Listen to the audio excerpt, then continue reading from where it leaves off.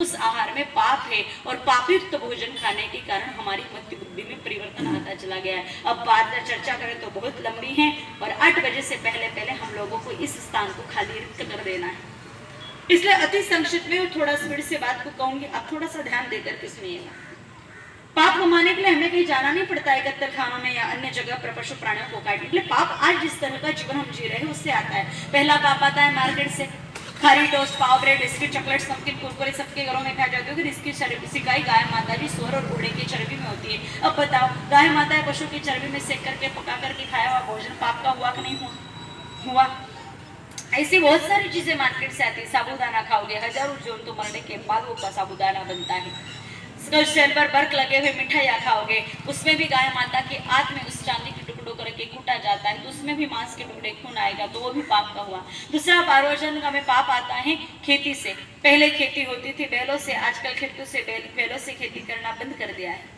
और आप खेती का कोई भी काम करोगे, निराई गुड़ाई, पाणत, कटाई, बुआई, तो उसमें जीव जंतु मरते। एक बोरी अनाज अगर हम हिंदुओं के घरों में आ रहा है तो हजारों जंतु मरने के बाद आ रहा है। और आप ही बताइए, एक बोरी अनाज अगर हजारों जंतु मरने के बाद आ रहा है तो अन्न पाप का हुआ नहीं हुआ? फिर माता, अब आप सुनिए क्योंकि अब आपकी बारी। जैसे अनाज घर पर आता है, आप माता बहनें उस अनाज को साफ करते हो। एक अकेली बहन से तो अनाज साफ होता नहीं है। देवरानी, जेठानी, ननद, भौजाई, सास, बहू, मालकिन, नौकरानी, अड़ोसी पड़ोसी 4 माता एक जगह पर बैठ जाती है। और 4 हिंदू माता एक जगह पर बैठ जाए तो भगवान के गीत गाते गाते काम करेगी? ठीक, थारी मारी की विकी, निंदा करोगे, पंचायती करोगे, दूसरों से मुंह से बुराई करो, हाथ से अन्न साफ करो, सारा बुरा का पाप उस अन्न में प्रवेश कर जाता है। पहला पाप मार्केट से, दूसरा जीव हत्या का पाप खेती से लिया, तीसरा जीव हत्या निंदा का पाप घर पर मिला। इसे त्रिगुणित पाप के अन्नों को खाने के कारण ही हमारा भोजन बिगड़ा है। अब आप कहोगे पहले ये पाप नहीं होता था, क्या होता था? मार्केट का तो नहीं होता था। खेती में जो तो बाप दादाओं से भी मरते थे, आज अपन खेती करेंगे तो भी मरेंगे। निंदा तो माँ सीता जी की तो आज भी हो रही, लेकिन इस सबसे बचने के लिए 2 साधन थे। पहला साधन था प्रत्येक किसान भाई के घर में एक एक बेल की जोड़ी। बेल धर्म का साक्षात विराट स्वरूप है और धर्मराज बेल भगवान का जहाँ पर पैर पड़ता है वहाँ पाप नहीं डरता। एक ही जगह पर एक म्यान में 2 तलवारें नहीं आ सकती, उसी प्रकार एक ही भूमि पर पाप और धर्म दोनों टिक नहीं सकता। खेती में पाप तो होता, लेकिन बेल भगवान का पैर मिलते वो पाप खत्म हो जाता था। पहले बुआई होती, आगे आगे बेल भगवान चलते, पीछे उनके खुर के चित्र में आते के दाने बोए जाते, उनके पैरों के नीचे रोक करके उस अनाज को तैयार किया जाता, सारा पाप नष्ट हो जाता। अब तो बैलों से खेती बंद होगी, पर आप लोग किसान हुई नहीं, इसलिए इस विषय में ज्यादा नहीं कहूंगी। बस इतना सा कहूंगी कि अगर आप अनाज खरीद रहे हैं तो ऐसे किसानों से खरीदे जो बैल से खेती करे, तो कम से कम धर्ममय अन्न तो मिलेगा। दूसरा, निंदा तो पहले हर घर में होती थी, लेकिन उससे बचने के लिए दूसरा साधन था हम लोगों के घर में। प्रत्येक हिंदू के घर में एक एक गैया, पढ़े लिखे, अनपढ़, एजुकेटेड, अनएजुकेटेड, अमीर, गरीब, सबके घर में पहले गाय माता होती थी। और पहले माता बहनें क्या करती, तो खुद खाने से पहले एक रोटी गौ माता को जमाती थी। वो एक रोटी जमाती, भोजन सारा का सारा पवित्र हो जाता था। आप कहोगे एक रोटी में ऐसा क्या कमाल है? सीधी सी बात है माता, अगर हमने मार्केट से लड्डू लिए खाए तो क्या कहेंगे, क्या खाए लड्डू? उन्हीं लड्डू को हमने लाया, भगवान ठाकुर जी के भोग लगाया, भोग लगाने के बाद बचे हुए लड्डू हम घर ले गए और थोड़ा थोड़ा सबने लिया। अब बोलो, अब क्या कहोगे, क्या लिया? प्रसाद। बात सिर्फ इतनी सी है। गाय माता स्वयं सिद्ध भगवान जी के रोम रोम में राम, जिनके चरणों में 68 करोड़ तीर्थों का आराम है, जिनके सुंदर सिंहों पर सृष्टि का भार है, मूत्र में गंगल बहती बगरती गंगा जी की धार है, मल में रामा देवी लक्ष्मी जी का आधार है। और इसी भगवती गौ माता जी को जब श्रद्धा पूर्वक एक रोटी जिमा देते तो बचे हुआ भोजन उस गौ माता की दिव्य दृष्टि से प्रसाद बन जाता था और उसी प्रसाद को खाने से हमारी मति बुद्धि सुधर जाया करती थी। इसलिए पहले द्वेष की भावना, ईर्ष्या, जलन, इस प्रकार के कुभाव दुर्भाव रोगों के दिल, हृदय, मस्तिष्क में नहीं हुआ करते थे। अब हमने रोटी जिमाना कर दिया बंद। कोई बहुत महंगा सौदा तो नहीं है, एक रोटी तो एक समय के हम जिमा ही सकते हैं, तो जिमाना शुरू कर दो। पर कौन सी रोटी जिमाओगे? पहली रोटी नहीं। आप कहोगे ऐसे उल्टी खोपड़ी के महाराज कैसे आ गए, हमने तो आज दिन तक पहली रोटी की बात सुनी। पहली रोटी नहीं जिमानी, पहली रोटी में पाप होता है। चलो पाप पुण्य की बात तो अपन नहीं समझेंगे क्योंकि अपन ने इतने शास्त्र नहीं पढ़े हैं। मैं सामान्य व्यवहारिक बात कहती हूँ। आप सभी माताएं रोटी बनाती हो, मुझे एक बात बताओ, पहली रोटी कभी अच्छी बनती है क्या? नहीं बनती है। कारण है, तवा ज्यादा गर्म होगा, रोटी जल जाएगी, कच्ची रह जाएगी। अगर तवा कम गर्म है तो नीचे से रोटी कट जाती है, अच्छे से फूलती नहीं, अर्थात सीखती नहीं है, कच्ची रह जाती है, जल जाती है। अब हिंदू कितने होशियार, कितना बढ़िया दिमाग लगाया, ऐसे जली जली कच्ची कच्ची रोटी को कौन खावे, इसलिए दे दो गाय माता के। टेंशन पेटेंट बीमारी कटे, घर वाले देखेंगे, दूर मारेंगे, पिटेंगे, लड़ेंगे, इसलिए दे दो गाय माता की छुट्टी। लेकिन ऐसे रोटी जमा के फायदा नहीं होगा ना। जाकी रही भावना जैसी प्रभु मूर्त देखी तिन तैसी, भगवान तो भाव कैसे प्रकट होते हैं। भाई हमने मिठाई लाई थी, लड्डू लाए थे, अब भगवान के अगर भोग लगाना है तो टूटे बिखरे हुए लड्डू का भोग लगाएंगे कि साबुत लड्डू का लगाएंगे? साबुत का। टूटे लड्डू का भोग भगवान भी स्वीकार नहीं करेंगे। हरि व्यापक सर्वनत्र समाना, प्रेम ते प्रकट हुई में जाना। भगवान को प्रेम चाहिए, प्रेम का भाव चाहिए। अगर हमने ऐसे कच्ची कच्ची जली जली रोटी जमाई तो उससे तो कुछ होगा ना। और पेट भरने के लिए हमको माता की रोटी तो जमा ही नहीं रहते, तो पेट तो उनका इस चारे से भूसे से भरेगा, रोटियों से पेट भरने वाला नहीं। गाय माता को रोटी पहली कभी नहीं जमानी। अच्छी सीखी पकी चौथे पांचवें नंबर की रोटी सीख जाए, फिर उस पर घी गुड़ लगाओ, उसको थाली में रखो, ऊपर से दूसरी थाली ढक करके सम्मान के साथ गाय माता के पास ले जाओ। यूं नहीं कि जाकर के मुंह में पकड़ा दी ठूस दी, नहीं, खाओ। जिमाना है गाय माता को, और जिमाने में डालने में खिलाने में अंतर है। कुत्ते को रोटी डालते हैं, बच्चे को रोटी खिलाते हैं, मेहमानों को भोजन परोसते हैं और भगवान को भोग लगाते। गाय माता जी को भी थाली में रख करके दूसरी थाली ऊपर से ढक करके लाड़ करते हुए, माँ लो आप इस प्रसाद को ग्रहण करो, इस भाव से जिमा करके तो देखो आप। 1.25 महीने के बाद परिवर्तन नजर आएगा आपको। औषधि दवाई गोली का बिल कम हो जाएगा, हॉस्पिटल आना जाना कम हो जाएगा, निरोगी काया का सुख घर पर ही मिलेगा। देवरानी जेठानी ननद हो जाए, सास बहू माँ बेटी इत्यादि का लड़ाई झगड़ा खत्म हो जाएगा। जिस एक छत के नीचे कभी बाप और बेटे साथ में बैठ कर भोजन नहीं करते, उसी छत के नीचे आप लोग देखेंगे कि पिता के सामने तीनों भाई एक साथ बैठ करके एक थाली में भोजन कर रहे हैं। अगर ऐसा कोई सुखद परिवर्तन, प्रेम आपके घर में बढ़े, सुख शांति समृद्धि बढ़े, चैन बढ़ जाए, तो जीवन पर भगवती गौ माता जी की सेवा करना। और ऐसा कोई परिवर्तन आपको दिखाई नहीं दे तो फिर दोबारा गौ माता जी के विषय में आप लोगों के बीच में कहने के लिए आने वाले नहीं। करके तो देखिए, लाभ होगा। आज कई घरों की समस्या है, सब कुछ बढ़िया है, बेटा बहू सब बढ़िया है, लेकिन न जाने सुख शांति नहीं कदी के दे। तो इसके लिए ये समाधान है। ऐसे गाय माता जी सकल सुखों को दे सकती, गौ माता के लिए दुर्लभ कुछ भी नहीं है। धर्म अर्थ काम और मोक्ष सभी सुख गौ से मिलते हैं। जन्म से लेकर के मृत्यु तक नहीं, जन्म से पहले मृत्यु के बाद सारे सुख भगवती गौ माता जी हमें सहज दे सकते हैं। अब बहुत लंबी चर्चा तो अपन नहीं कर सकते, क्योंकि मिनट अपने पास बचे हैं केवल मात्र 41, और इन 41 मिनटों में आरती भी करनी है और आप लोगों से कुछ विषयों पर बात करनी है। तो अपन एक काम करते हैं, 3 से 4 विषयों पर चर्चा करते हैं, क्योंकि 30-40 मिनट में इतनी चर्चा हो। आगे आगे बैठी मेरी आदरणीय माताएं, उन माताओं के बीच में कहीं कहीं बैठे हैं पढ़ने वाले छोटे छोटे बच्चे, बड़े बड़े बच्चे तो आपके आए नहीं, क्योंकि वो तो आएंगे। उनके लिए तो गाय माता मतलब बेस्ट ऑफ टाइम है ना।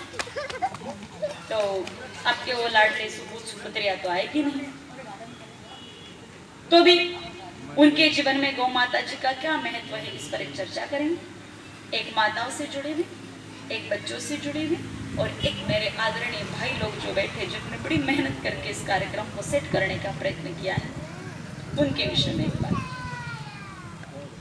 ऐसे कुल 3 विषयों पर चर्चा करेंगे और फिर अंत में दवाई और मौत पर चर्चा करके आज के कार्यक्रम को विराम की ओर ले जाएंगे। चर्चा शुरू करते हैं आप माताओं से। आप माताओं बताओ, आपको अच्छा बच्चा कैसे हो इस पर सुनना है, या अच्छा जमाई कैसे मिले इस विषय को सुनना पसंद करोगे? नहीं, ऐसे दोनों हाथों में लड्डू तो नहीं ले सकता, एक ही लड्डू लेना पड़ेगा। क्या चाहिए? बच्चा, जमाई, अच्छा बच्चा। कोई भी माँ इस धरती पर हो, जब भी कोई नारी गर्भवती होती है तो भगवान से प्रार्थना करती है, प्रभु बच्चा अच्छा देना। अच्छे का मतलब बुढ़ापे में 4 धाम की यात्रा कराए नहीं कराए, लेकिन बीमार हो जाओ तो हॉस्पिटल लेके चला जाए, गोली दवाई दिला दे, रोज नहीं पर कभी कभार से 5 मिनट पास में बैठ करके प्रेम से 2 मिनट की बात कर ले। बेटा सभी चाहते हैं श्रवण कुमार जैसा, और बेटा श्रवण कुमार जैसा हो कि रावण कुमार जैसा भी, किसके हाथ में है? कुछ कहते हैं भगवान के हाथ में, भगवान जैसे देंगे वैसा बच्चा होगा। नहीं माता, अगर भगवान के हाथ में ये विभाग डिपार्टमेंट होता तो हर घर में राम ही राम जी का जन्म होता, रावण का तो खाता ही नहीं था।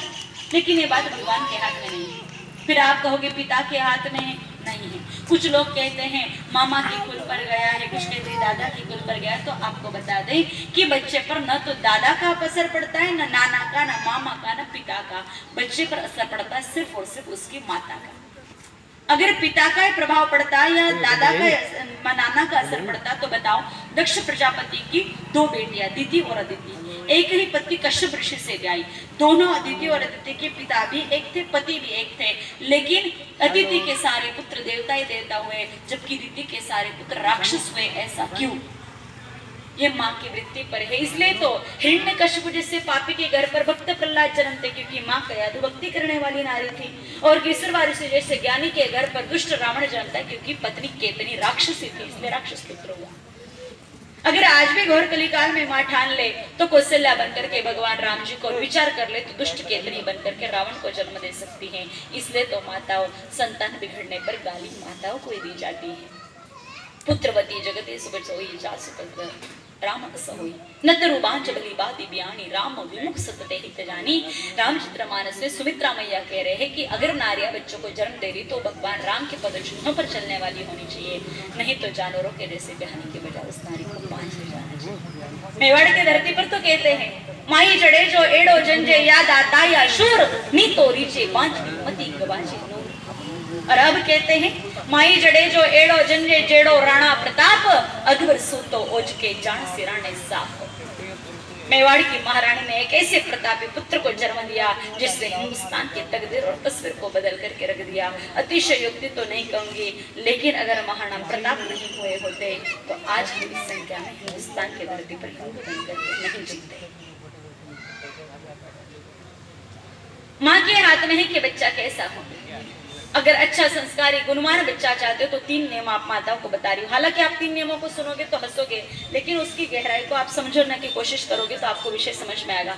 सबसे पहला नियम, जैसे नारी गर्भवती हो जाए 800 ग्राम अनाज 1.25 सेर अनाज हाथ की गट्टी से उसको पीस करके दलिया बनाना है और दलिया बनाते समय मुंह से भगवान के गीत गाने हैं। दूसरा काम, उसी दलिये को गाय माता को जिमा करके गौ माता की 9 परिक्रमा करनी है। तीसरा काम, रात्रि को सोते समय देसी गाय माता जी का दूध पी करके सोना है। आप कहोगे इस सब का बच्चे से क्या संबंध, और गट्टी का और बच्चे का क्या संबंध? गट्टी तो आटा बनाने का साधन है, बात बिल्कुल सही है, गट्टी आटा बनाने का साधन है, लेकिन वो गट्टी केवल मात्र प्रस्तर खंड से बने हुए टुकड़ों से बने हुआ साधन नहीं है। वो आटा बनाने के साथ साथ बढ़िया बेटा बनाना भी जानती है। जब वो गट्टी गोल गोल गोल गोल घूमती तो श्री हरि नारायण भगवान के सुदर्शन चक्र का रूप धारण कर लेती, जिसमें से निकलने वाली सतो शक्ति उस माँ और बच्चे को सात्विक गुण प्रदान कर जाती है। परिणाम स्वरूप बच्चा सतो बुद्धि का जन्मता है। वो गट्टी का ऊपर का पत्थर जैसे नीचे के पत्थर पर घूमता है तो गरड़ गरड़ की आवाज निर्माण होती है। वो गरड़ गरड़ की आवाज कोई सामान्य आवाज नहीं, ब्रह्मनाथ का ब्रह्म स्वर है, जिसे सुनकर के पेट का जुसी से जुड़ जाता है। और आप ही बताओ, गर्भावस्था में बच्चा अगर भगवान से जुड़ जाएगा तो सप्तगामी बनकर के माता पिता की सेवा करने वाला बनेगा कि नहीं बनेगा? तीसरा, गट्टी पर जब मुंह से भगवान के गीत गाए जाते तो उस सबका असर भी पेट के बच्चे पर पड़ता है। अब आजकल की माता तो गट्टी चलाती नहीं तो बच्चे का तो कोई सवाल ही पैदा नहीं होता। फिर करती क्या है, सुबह सुबह चाय के तबीले में चम्मच चलाएगी और रात को गंदा गंदा गाना देखा था यूट्यूब टीवी पर, उस गंदे गंदे गाने को गुनगुनाएगी, पर परिणाम स्वरूप बच्चा भी वैसा ही होगा माता। पहले ना सामान्य तौर पर अगर माता बहने गर्भवती होती तो रामायण जी का पाठ गीता जैसा कुछ करती थी। तब तक बच्चे कैसे होते थे, कहीं भजन कीर्तन आरती की आवाज आने तो घर में बैठ करके ताली बजाते राम राम कहा करते थे। ये बात मेरी बुजुर्ग माताएं समझ पाएगी, क्योंकि उनके जमाने में ये था। आजकल की माता तो ऐसा करती नहीं है, इसलिए कहीं डीजे निकलने दो, फिल्म के गाने आने दो, तुरंत बच्चा नाचेगा, क्योंकि माँ भी तो नाच वाले गाने देखने वाली होती तो बच्चा भी नाचने वाला होता है, असर तो पड़ेगा। श्रीमद् भागवत में लिखा है, गर्भवती नारी जैसा देखती है, सुनती और बोलती, तीनों चीजों का असर पेट के बच्चे पर पड़ता है। अगर नेत्र मार्ग से वो सुदर्शन चक्र की शक्ति ले रही, कर्ण मार्ग से ब्रह्मनाथ का स्वर सुन रही, मुख से भगवान की कृपा ले, तो सबका असर पेट के बच्चे पर पड़ेगा ही पड़ेगा। दूसरा, गाय माता जी की परिक्रमा करनी। आप कहोगे परिक्रमा करने से क्या हो जाएगा, तो परिक्रमा में तो बहुत बड़ी शक्ति है, इसलिए तो लोग गोवर्धन जी, गिरिराज जी, कैलाश मानसरोवर, नर्मदा जी जाकर के परिक्रमा कराते। आप अपने किसी भी हिंदू मंदिर में चले जाओ, परिक्रमा मार्ग सभी मंदिरों में होता है। क्यों? परिक्रमा करने से केंद्र में मध्य में जो भगवान की शक्ति होती है वो शक्ति परिक्रमा करता को मिलती है, इसलिए परिक्रमा करनी चाहिए। अब पहले अलग से परिक्रमा करने की जरूरत ही नहीं थी, प्रत्येक घर में 5, 6, 10 गाय माताएं हुआ करती थी। बहु बेटियां गर्भवती थी, बहुत ज्यादा भारी काम नहीं करती, लेकिन रोटी जिमा देती, हल्का फुल्का चारा पुड़ा डाल देती, एक दो चक्कर लगा करके आ जाती, पानी पिला देती, और 24 घंटे में 6-7 गाय माताओं के बीच में 8-9 परिक्रमा अपने आप हो जाती थी। अलग से परिक्रमा करने की जरूरत नहीं थी। अब सोच समझ के करनी पड़ेगी, तब जाकर के गौ माता की दिव्य गुण और शक्ति मिलेगी। तीसरा काम, रात्रि को सोते समय गाय माता जी का दूध पी करके सोना। आप कहोगे दूध का और बच्चे का क्या संबंध? तो अपने बड़े बुजुर्गों ने कहा ना, नारी 9 महीने जैसा पिएगी दूध, 9 महीने बाद उसके वैसा ही जन्मेगा पुत्र। और मेरी ये भाषा आपके समझ में नहीं आई तो एक गाली वाली भाषा में सुनाती हूँ। वैसे गाली तो नहीं बोलनी चाहिए, इतने अच्छे जगह पर बैठ करके समाज एकत्रित हुआ है, फिर भगवा पहन के मालाएं पहन करके मुझसे गाली तो कभी नहीं बोलनी चाहिए। लेकिन फिर भी मैं आपको गाली बोलूंगी।